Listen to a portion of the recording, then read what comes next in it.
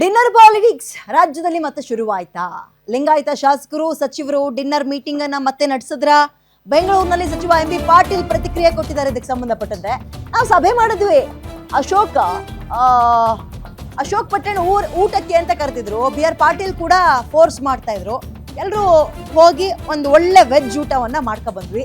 ನಮ್ಮ ಶಾಸಕರ ಸಂಖ್ಯೆ ಹೆಚ್ಚಾಗಿದೆ.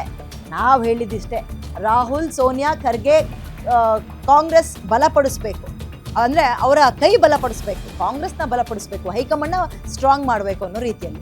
ಎರಡನೇದು, ಸಮುದಾಯಕ್ಕೆ ಪ್ರಾತಿನಿಧ್ಯ ಸಿಗಬೇಕು. ಹೆಂಗಂತ ಬೆಂಗಳೂರಿನಲ್ಲಿ ಸಚಿವ ಎಂ.ಬಿ. ಪಾಟೀಲ್ ಅವರು ಸ್ಟೇಟ್ಮೆಂಟ್ ಕೊಟ್ಟಿದ್ದಾರೆ. ಸಮುದಾಯಕ್ಕೆ ಪ್ರಾತಿನಿಧ್ಯ ಸಿಗಬೇಕು ಅಂದರೆ ಸಿದ್ದರಾಮಯ್ಯ ಅವರು ಅಲ್ಲ ಅಂದರೆ ಈ ಸಮುದಾಯದವರು ಸಿ ಎಂ ಆಗಬೇಕು ಅಂತಲ್ಲ.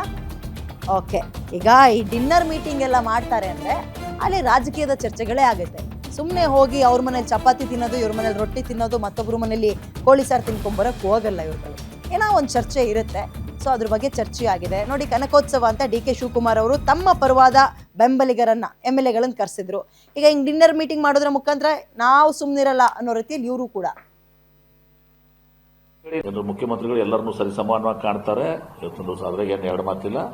ಆದರೆ ನಾವು ಏನು ಚರ್ಚೆ ಮಾಡಿದ್ದೀವಿ ಅದನ್ನೆಲ್ಲ ಮುಖ್ಯಮಂತ್ರಿಗಳ ಗಮನಕ್ಕೂ ತರ್ತೀವಿ, ಹೈಕಮಾಂಡ್ ಗಮನಕ್ಕೂ ತರ್ತೀವಿ, ಉಪಮುಖ್ಯಮಂತ್ರಿ ಗಮನಕ್ಕೂ ತರ್ತೀವಿ.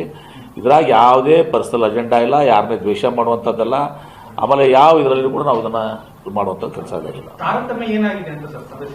ತಾರತಮ್ಯ ಆಗಿದೆ ಅಂತ ನಾವು ಹೇಳೋದಲ್ಲ, ನಮಗೆ ಡ್ಯೂ ಶೇರ್ ಕೊಡಬೇಕು.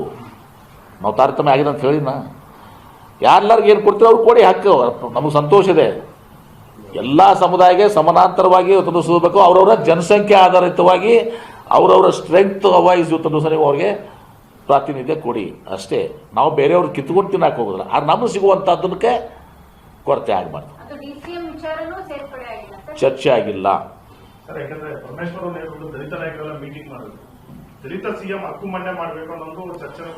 ನಮ್ಮಲ್ಲಿ ಅಂಥದ್ದು ಯಾವುದು CM DCM ಇದು ಯಾವುದು ಚರ್ಚೆ ಆಗಿಲ್ಲ. ಆಮೇಲೆ ವೈಯಕ್ತಿಕ ಯಾರ್ದೂ ಕೂಡ ಚರ್ಚೆ ಆಗಿಲ್ಲ.